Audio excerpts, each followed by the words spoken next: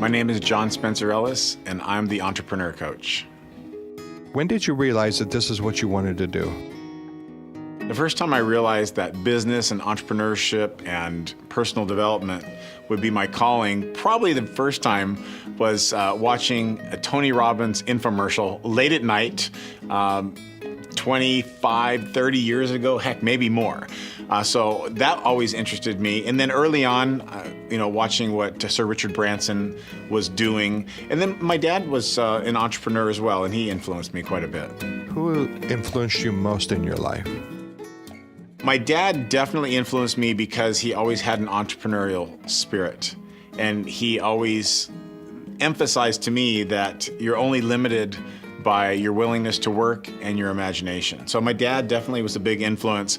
And then just seeing anyone overcome adversity or some personal, professional, financial, emotional challenge and then rise above that, that was always an inspiration to me. And there's probably been hundreds, countless people who have inspired me like that.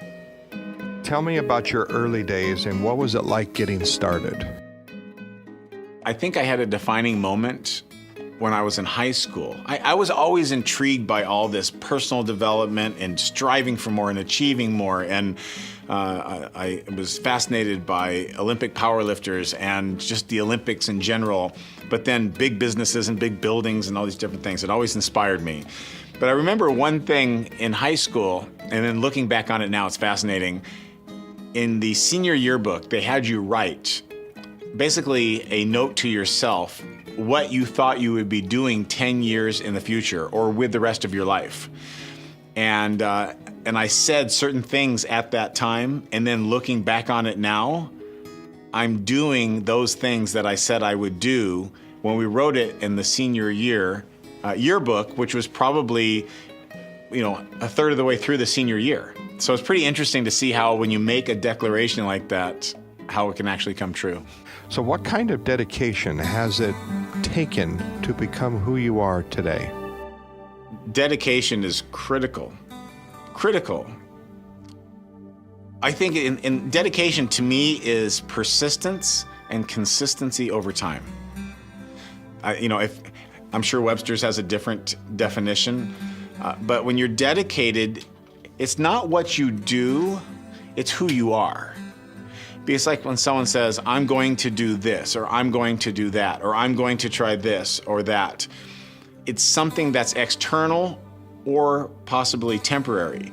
But if you make a declaration and say, I am this person, and because I am this person, I will take these actions, I will do these things, I will become this better version of myself in the future, even tomorrow. So dedication is persistence and consistency over time, and then embodying what that is into who you are, not just what you do. So tell me, what was it like during the early years of you discovering entrepreneurship? My early years of discovering personal development and entrepreneurship actually did go hand in hand. Like most people that after they discover something like that, they think they know a lot more than they do, and then they pontificate about different things and they do a lot of preaching to people, which isn't necessarily a good thing, but it happens. And the reason for that is a good reason. It's just that people are excited. You want to help people. If you found something really cool in life, you want to share it to people or with people. And I think that is one of the challenges is when you are new to anything great like that, personal development, business, different strategies, health and wellness, stuff like that, you're thinking, this is working for me and I would like to serve and help other people. But there's a time and a place for that. And you also need to make sure that you have enough foundational knowledge and it's appropriately timed before you share it with people. So what is it like to be a leader in your industry? I hope that I'm perceived as a leader in my industry. I know that there are people who know far more than I do. In each thing that I'm good at, there is someone who's great. And I'm well aware of that. I think what allows me to be a leader in my industry, which is basically combining the success mindset with entrepreneurship, is that my approach is very pragmatic, and it's also, I have a lot of education to back it up, but also a lot of personal experience.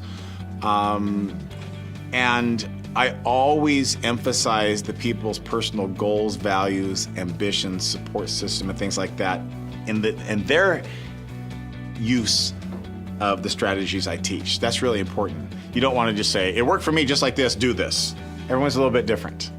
So it's important to take all that into account. But being a leader is also to make other people leaders as well. It's not always just to get more people to follow you. So what piece of advice would you give to someone that has ambition to do what you're doing? If someone has ambition to do what I'm doing, I would suggest that you start early as possible. What's the saying go? The best time was 10 years ago, and the next best time is right now? Something to that effect. So start early, be consistent, and whenever possible, make sure that the people who you are learning from share your core values, your ethics, your morals, your standards. Because if they don't, and they're substandard from where you feel that your morals and standards and ethics are, the way that they teach things to you will not resonate with you at the right point or frequency, however you want to say it, but also how you then reiterate what you're learning from someone else may not be congruent with your core values. And that doesn't feel very good. What is your purpose in life? You know, I know it's funny when people say, you know, what is your purpose? What is my purpose? What is the purpose of life in general? Man, that is very subjective.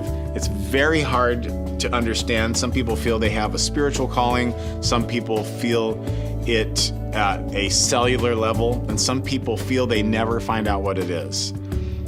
For me, it's constantly evolving, but there are some true core competencies or core components that have never changed, and that is that I always want to be in the service of other people.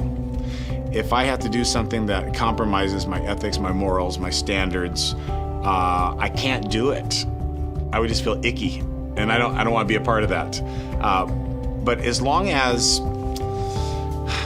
you hold everything true, then you'll do all right. Don't compromise.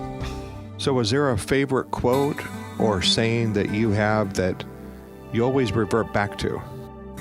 There is a quote, and I don't remember the gentleman's name. He is a biologist, and the quote is that if our brains were so simple that we could understand them, then we would be so simple that we could not. And so basically what that means is, when someone says, oh, we only use 10% of our brain and this and that, well, you would also have to believe that if we learn 90% more, we're done learning, which isn't true. We use an infinitesimally small portion of our brain, and the more we use it, the more it expands. It's kind of like the universe. It's fascinating. Any quote or anything to do with learning how to learn and becoming a better version of ourselves than we were the day before, anything revolving around that is always interesting to me, and those types of quotes are what compels me to learn more. So how do you want to be remembered or known? How do I want to be remembered or known? Gosh, that means I'm in the second half of my life if you're asking a question like that. Darn you. You know, I've made a lot of impact in different markets and different industries, and I've created hundreds of thousands of jobs, and I've helped develop industries globally. And that's been great because I've been able to see other people live better lives because of things that started here. That's super cool. That's a lot of fun. I think if I can be remembered as someone who cared about others, who made an impact and inspired people to become a better version of themselves, then I think that's good enough. I'm John Spencer Ellis, and this is my story.